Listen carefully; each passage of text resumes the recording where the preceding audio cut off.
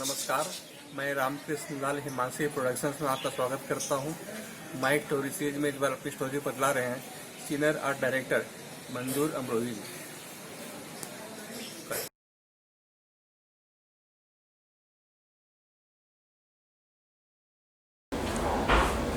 नमस्कार, मैं मंजूर अमरोही।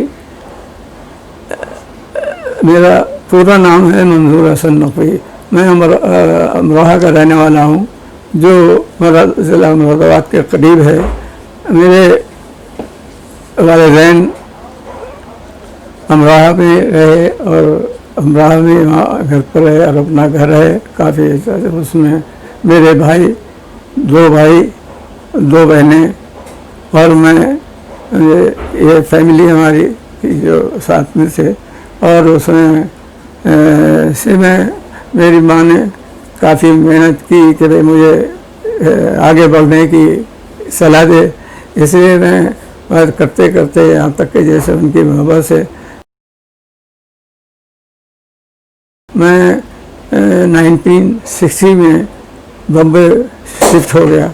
और बम्बई में आने के बाद मैंने काफ़ी तलाश किया। ऐसा आने के बाद बम्बई में कोई भी काम इतनी आसानी से नहीं मिल सकता है।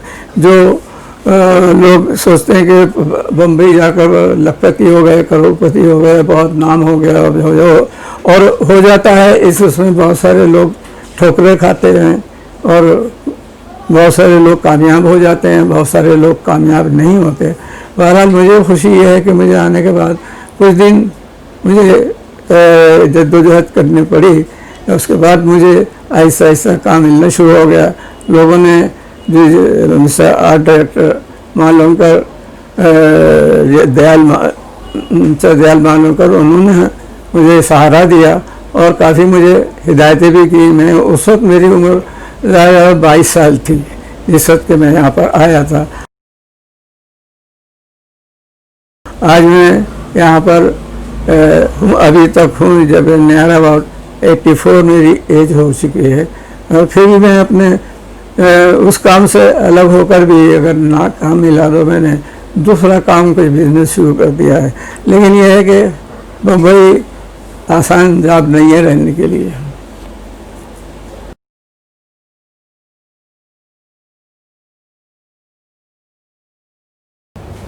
फिल्म में आर्ट डिपार्टमेंट में आपकी रुचि कैसे हुई?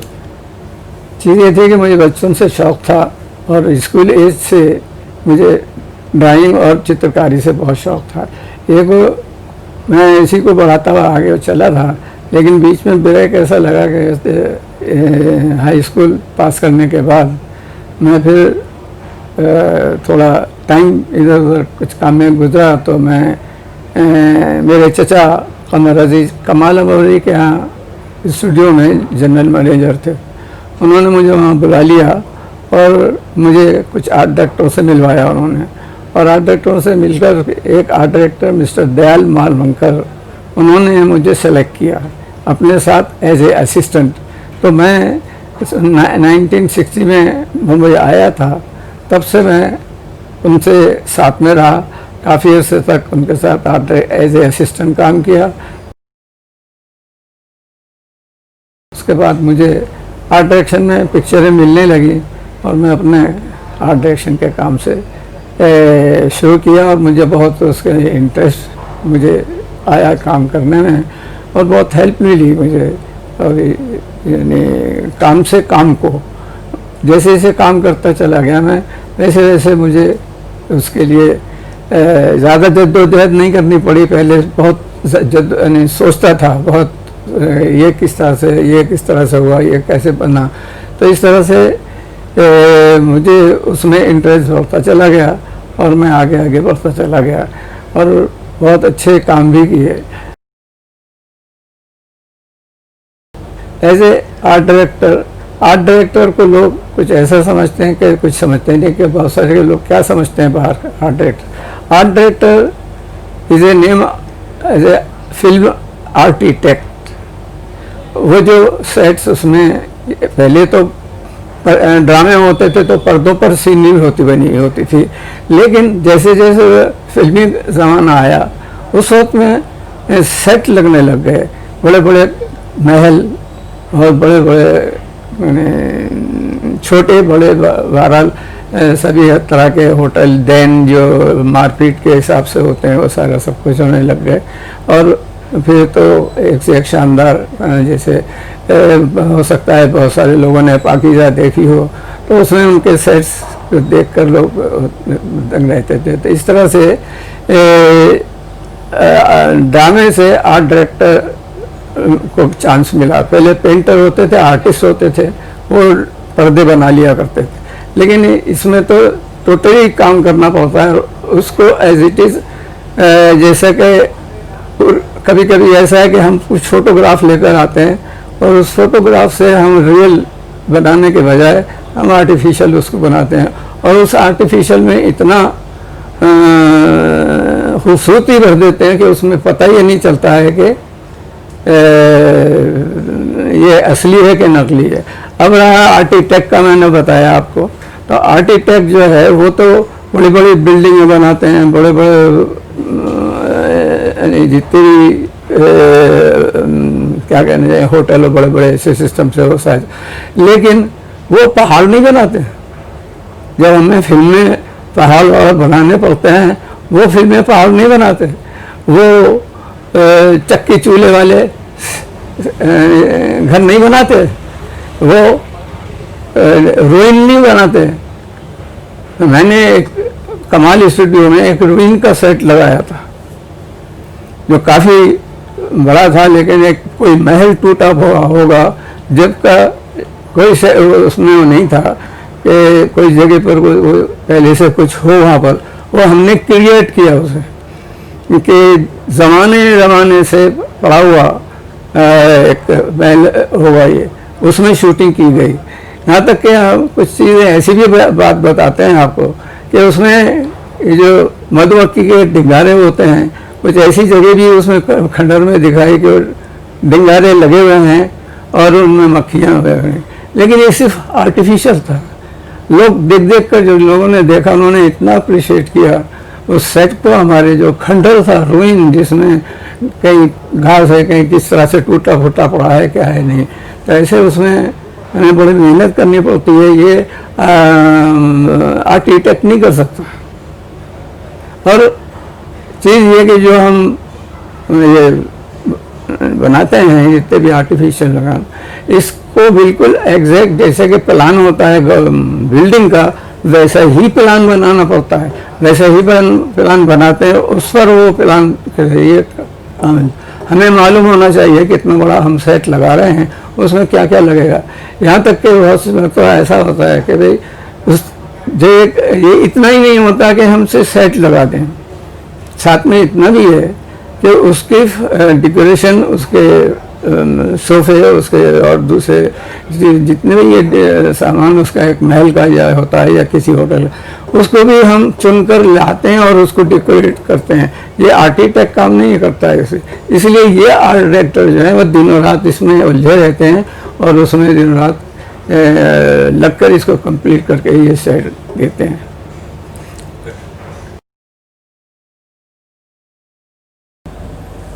एज एन आर्ट डायरेक्टर आपने अपने ज़माने में जो काम किया, जो फिल्में की बड़ी बड़ी नामी फिल्में सब, उनके बारे में थोड़ी बताइए। सबसे बड़ी एक फूल वाली जो जिसके प्रोड्यूसर डायरेक्टर देवेंद्र गोयल थे,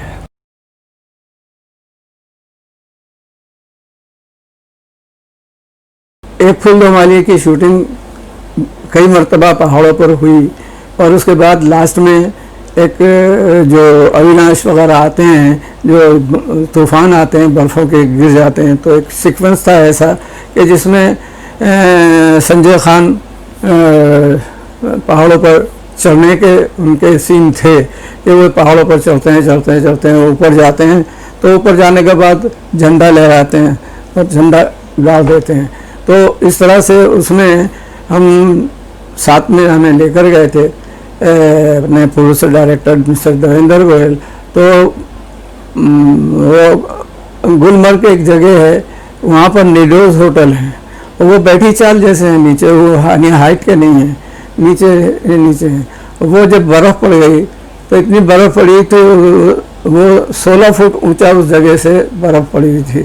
तो हम लोग सब एक उसमें वहाँ के कश्मीरी लोगों ने एक होल किया कि काफ़ी दूर अंदर टनल जैसे जाकर उस रूम में पहुँचे। तो रात भर हम पहले शाम को गए थे, रात भर उसमें रहे। इतना ठंड था कि हमारे दोनों तरफ हार्ड बैग और पैरों में हार्ड बैग रखे गए और मोटे मोटे लिहाज। रात हमने गुजारी, सुबह निकले तो कुछ ठंड महसूस ऐसी नहीं हो रही थी, क्योंकि हवा चलती है तो होती है। और पहाड़ों के दरख्तों के ऊपर बर्फ़ जमी हुई है, और जब हवा चलती है तो वो सारे गिर जाते हैं। और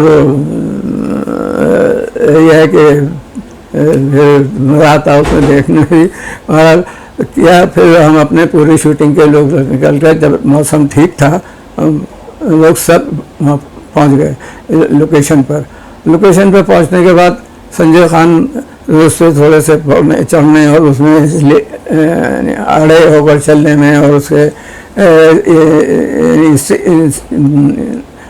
प्लेटफॉर्म बना कर उसके ऊपर से उनके ऊपर चले। तो वो जा रहे हैं तो इतने में तूफान आ जाता है बर्फ़ का, और उसके अविलांश बोलते हैं। तो वो पूरे गिर जाते हैं। अब उसके नीचे संजय खान दब जाते हैं। अब दब जाते हैं और बाद में सीन में ये है कि वो जैसे मर गए।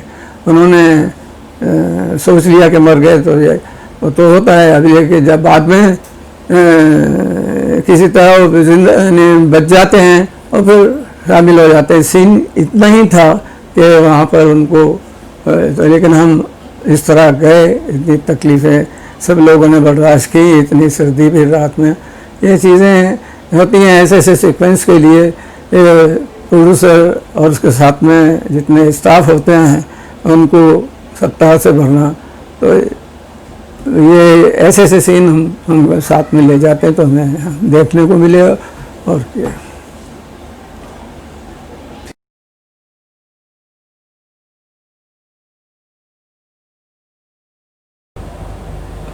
विक्टोरिया 203 जो बहुत पॉपुलर हुई, उसके प्रोड्यूसर डायरेक्टर मिस्टर ब्रिज थे। इसमें हमें बहुत अजीब सेट लगाने पड़े। यहाँ तक कि एक सीन था कि एक म्यूज़ियम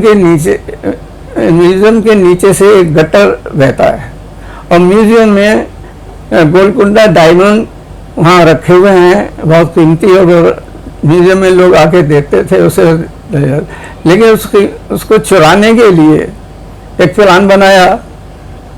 और प्लान बनाने के बाद उसको जो पता चला कि ये अंडरग्राउंड गटर जो बह रहा है, जिसमें चारों तरफ से नाले आते हैं और उसमें गिरते हैं, वो सेट लगाया। तो अब ये है कि उसमें पानी जो है ये हर तरह से आना, ये उसमें जाना, और जो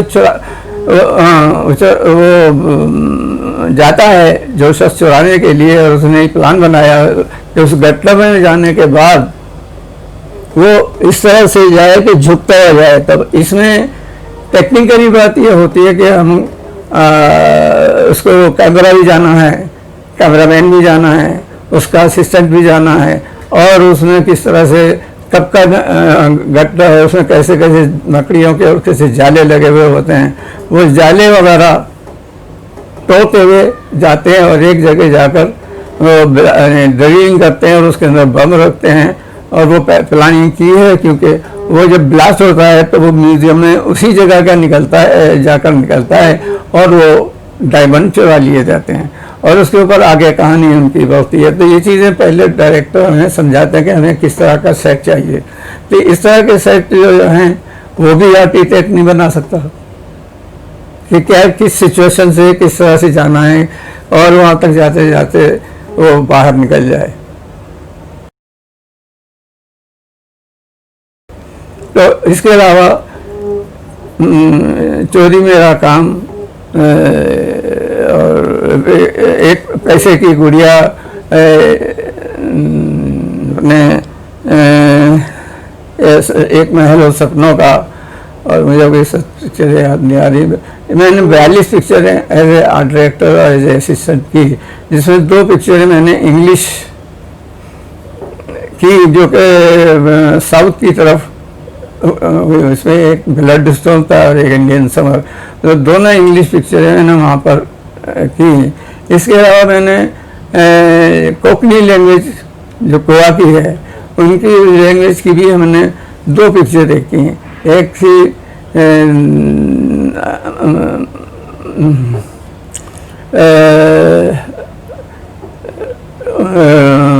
निर्मल और एक का नाम है ज़रा भूल रहा हूँ। बहरहाल वो 2 पिक्चरें वहाँ उस लैंग्वेज की 2 इंग्लिश की लैंग्वेज की। मुझे बहुत कुछ इसमें इंटरेस्ट मिला और बहुत इंटरेस्ट के हिसाब से मैंने काम किया और हर मेरे काम को उकसाया।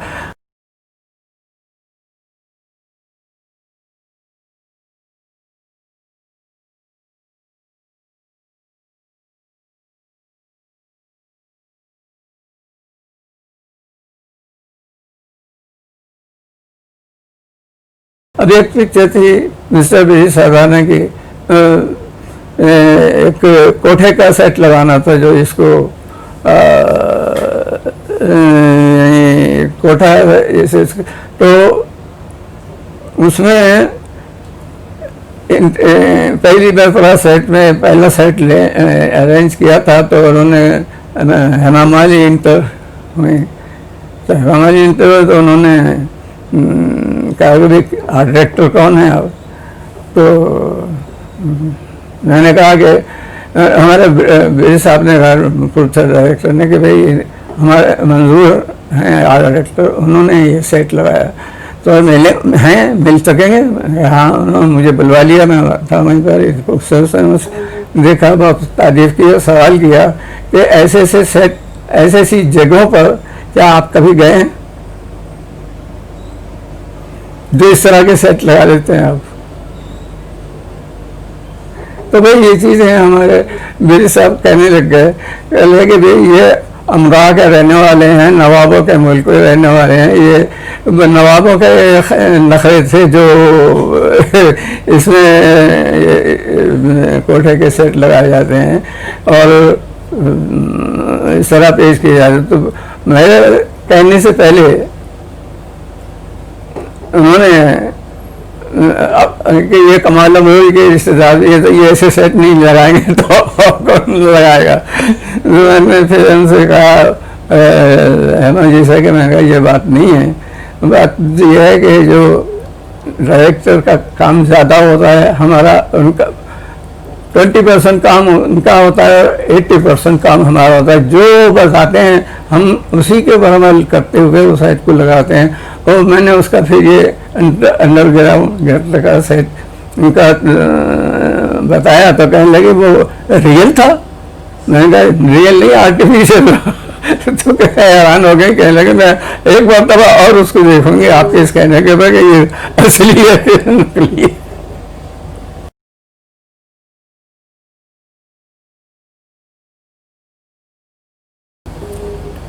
पाकिजा में भी आपने बतौर आर्ट डिपार्टमेंट में काम किया था? मैंने आर्ट डायरेक्टर में काम किया, कुछ सेट भी लगाए थे, मगर कुछ कमाल साहब ने बहुत सारे सेट जो बाद में एडिट कर दिए। लेकिन एक खून गाने के एक गाना गाते गाते उसके पैरों से उसमें खून निकलता है, किस वजह से कि उन्होंने एक शैंडलियर था उसको नीचे गिरा दिया था। आज हम उनकी का तो देखेंगे क्या है वो पूरा।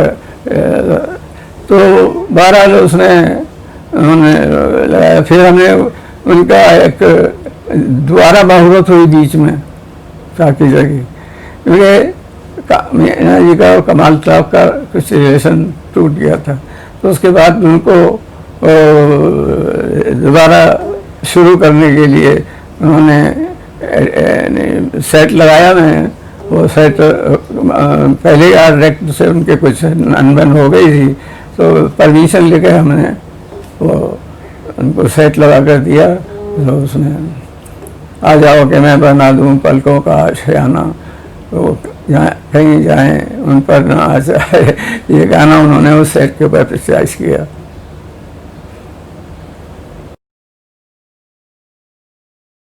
एक आर्ट डायरेक्टर के रूप में जो आपकी उपलब्धियां रही हैं वो उसके ऊपर थोड़ा सा प्रकाश डालिए। मुझे विक्टोरिया नंबर 203 बेहतरीन मेरी खिदमत पर मुझे इनाम मिला, जो जाहिर है यहाँ सामने उसकी ट्रॉफ़ी है। इसी तरह से दादा साहब फाल्के मुझे एकेडमी अवार्ड से मुझे मेरी सर्विस के हिसाब से मुझे एक फूलदो माली मुझे उस मेरे बेहतरीन काम और ख़िदमत के हिसाब से मिले। और भी मेरे जितने अवार्ड वगैरह और भी हैं, लेकिन यह है कि जो अब रखे वो तो अभी हो जाते। लेकिन बेहतरीन चीज़ यह है कि जो खुशी हासिल होती है कि इतना बेहतरीन काम करके जो अगर उससे अवार्ड या ट्रॉफी मिलती हैं तो इंसान अपने सोचता है कि मैं कामयाब हो गया। और मैंने बहुत मेहनत से काम किया जिसका मुझे सिला मिला, और भी चाहता था कि मैं आगे काफ़ी काम करूं। लेकिन हमारे producers director Devendra Goyal, mister Brijesh Sadana या रमेश सहगल वगैरह ये दुनिया में नहीं रहे, तो बहरहाल मैं कुछ काम ऐसा हो गया कि दूसरा मुझे ये काम नहीं मिला, तो मैंने कुछ दूसरा काम इख्तियार कर लिया। वरना ये है कि मेरा फिल्म इंडस्ट्री में काफ़ी अच्छा तौर रहा और मैंने बेहतरीन मेहनत और उसके नतीजे मुझे मिले, जो कि आप लोग सामने हैं।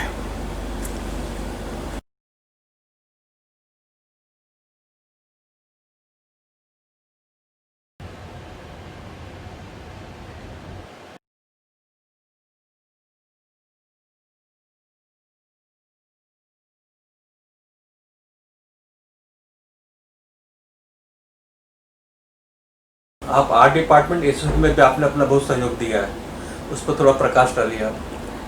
चीज़ क्या थी, सबसे पहले इंडस्ट्री में कोई भी आर्ट डायरेक्टर नहीं कहलाता था, मिस्त्री कहलाता था। और वो मिस्त्री था कि जो कि बहुत सारा सामान रखा रहता था, उसी में से अरेंज करके लगा दिया करते थे। लेकिन आहिस्ता आहिस्ता ज़रूरत में महसूस हुई और मैं आ चुका था, तो जब तक कोई यानी कोई सोसाइटी एसोसिएशन नहीं थी, तो मैं एज ए मंजूर डायरेक्टर और शांति देव आर्ट डायरेक्टर और दूसरे संत सिंह और कुलकर्णी और बहुत सारे आर्ट डायरेक्टर फिर इकट्ठे हुए कि और लोग की एसोसिएशन है, हमारी एसोसिएशन क्यों नहीं है। लिहाजा एसोसिएशन में बैठकर सब कुछ फिर जगह जगह जाके हर आर्ट डायरेक्टर को इकट्ठा किया और इकट्ठा करके फिर आर्ट डायरेक्टर एसोसिएशन कायम हो गई। अब आर्ट डायरेक्टर एसोसिएशन के उसमें आगे आगे सिर्फ 18-20 मेंबर्स थे, जो बढ़ते बढ़ते 100-125 तक हो गए। उसमें आर्ट डायरेक्टर डिपार्टमेंट में और लोग भी शामिल हो गए, जैसे बैकग्राउंड पेंटर डिज़ाइनर, जो कि सेट के पीछे कुछ नज़र आए तो उस पर बैकग्राउंड पेंटर्स वो भी शामिल हो गए।